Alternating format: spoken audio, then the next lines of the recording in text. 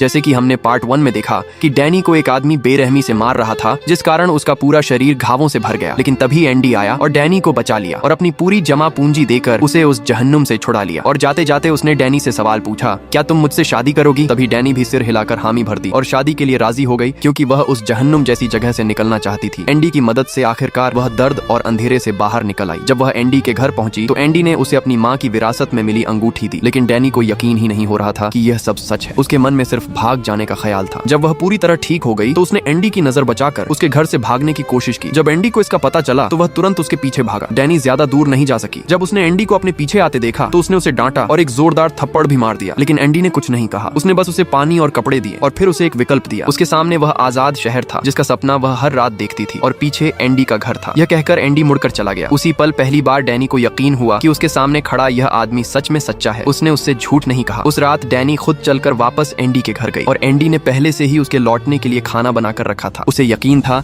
कि डैनी भी एक स्थिर और सुकून भरी जिंदगी चाहती है और उसे भरोसा था कि डैनी सही फैसला लेगी। जब डैनी ने देखा कि एंडी उसके पैरों के घाव साफ कर रहा है तो उसके दिल में पहली बार एक बेहतर जिंदगी का सपना जागा। ऐसी जिंदगी जिसके बारे में उसने पहले कभी सोचने की भी हिम्मत नहीं की थी। इसके बाद दोनों ने एक साधारण और शांत किसान की जिंदगी जीनी शुरू कर दी। डैनी के लिए यह वही जिंदगी थी जिसकी उसने हमेशा चाहत की थी। अब उसे आखिरकार वह जिंदगी मिल गई थी। उसकी अंधेरी जिंदगी में आखिरकार रोशनी की पहली किरण आई थी। लेकिन यह खुशी ज्यादा समय तक टिक नहीं सकी। एक दिन जब एंडी का जीजा उनसे मिलने आया तो उसने डैनी को तुरंत पहचान लिया। उसने एंडी से पूछा, तुम ऐसी औरत को अपने घर क्यों लाए हो? एंडी का जवाब सुनकर डैनी का दिल कांप उठा। आपको क्या लगता है एंडी ने क्या जवाब दिया होगा? जानने के लिए कमेंट करें नेक्स्ट पार्ट।